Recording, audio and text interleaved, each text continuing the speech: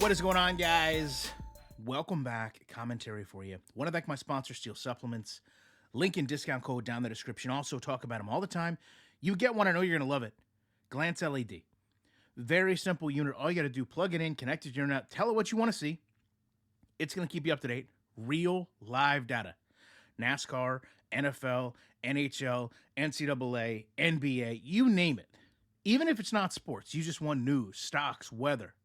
Going to change the way you start your day, you watch sports, you game, always going to stay up to date in the world of whatever you want with your Glance. Now, I do this video every year.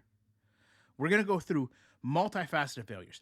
Honestly, I don't know how you release a game like this. This, truthfully, maybe 30, 35 minutes of gameplay.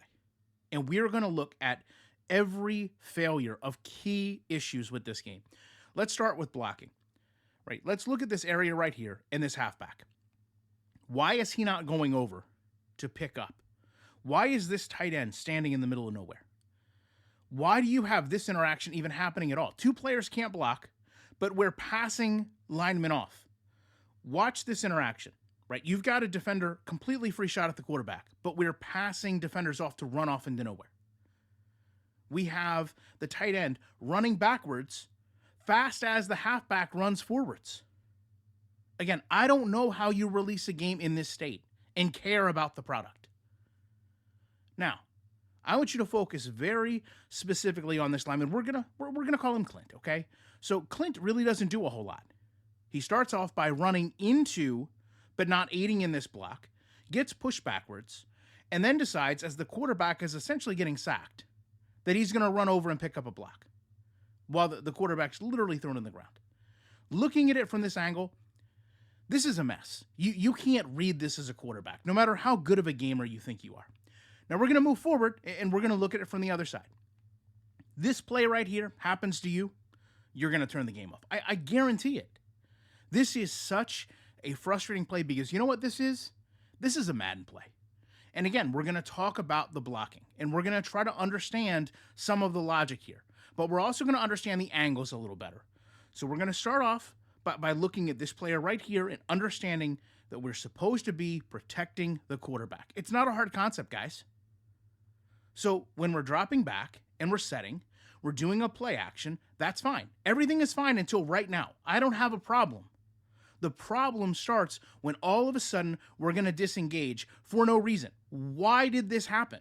Why would you just let go? Why also do we have these horrible pursuit angles?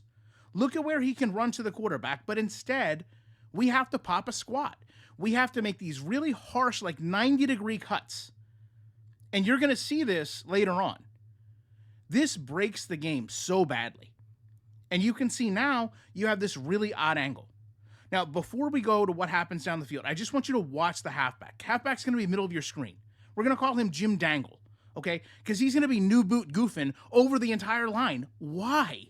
Why is he hopping like a rabbit? Now listen, this was cover 0. So as a quarterback, even though I can't trust my pocket, I can still read the defense. Receiver breaks over the top. I'm throwing the ball. And this is Madden. Whether you want to believe it or not, this is Madden right here. You've got to step on the defensive back. The ball is in your hand. It's caught. Right? This is a touchdown. And then what happens? You randomly drop it. For what reason? None. It's not even logical. Now, we're going to go back and we're going to talk again about how players react. How these pursuit angles are so bad. I want you to watch at how this defensive tackle approaches the halfback to make a tackle, okay? He's making a complete U-turn in the field. He's got an angle to run straight ahead. The halfback didn't even have the ball, and he is literally running in a circle in the backfield. Now, these two players up the field, they don't do any better because, again, we have to have these very odd angles. And you're going to see how this looks even worse in a moment when it's not me on offense. But look, number 14 is going in the wrong direction. Why? Then he has to cut back again, and we're squaring everything up. Why are we taking such rudimentary angles? No one does this in football. Now, this is the end result. I just want you to understand, this player right here, again, this is now me on defense. Why are we tackling from behind? We're tackling from behind because we're taking these awful angles. And just the physics here, I'm going to unfortunately make you watch this slowed down from both angles. I understand. You want to have agile players be agile. I respect that you're trying to have some differences between poor, average, good, and great players. But I'm sorry. When the game plays like this, does it really matter? I mean, where are we actually coming up with anything in terms of physics-based tackling when we have players that can't pursue, we have blockers that can't block, we have receivers that can't catch, and we have what amounts to pinball tackling? You have players that are running up to tackle and then stopping to sit down. Even if you had something that accounted for, speed, momentum, you're throwing all of that out the window when you have players stopping from the offensive standpoint and from the defensive standpoint. I've never seen a game try to replicate football like this. And we also have to understand, this is years of them working on the game. Don't sit here and tell me that they're going to patch it, they're going to update it, this, that, and the other. They had a full year that they delayed. The beta doesn't mean anything. People paid to get a pre-release to play this game. We have this discussion every single year. You can't charge someone to play the game early and then give them an unfinished product, but that's the excuse you want to give me for the game being awful.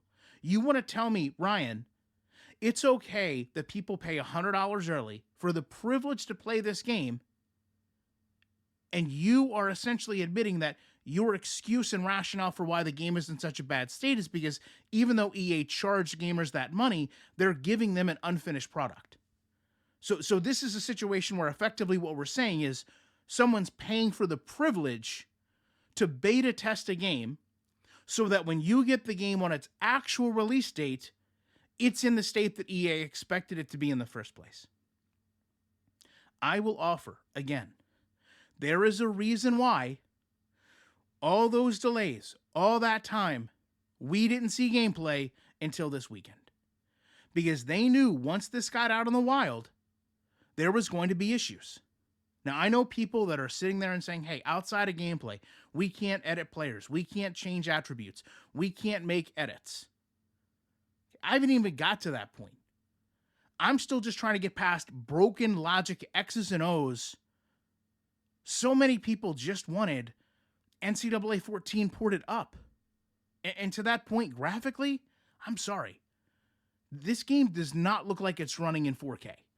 And if it is, the graphics leave a lot to be desired. Other than that, I've left you guys with a lot to discuss. I appreciate you watching this, and I will be back in the week with more commentary.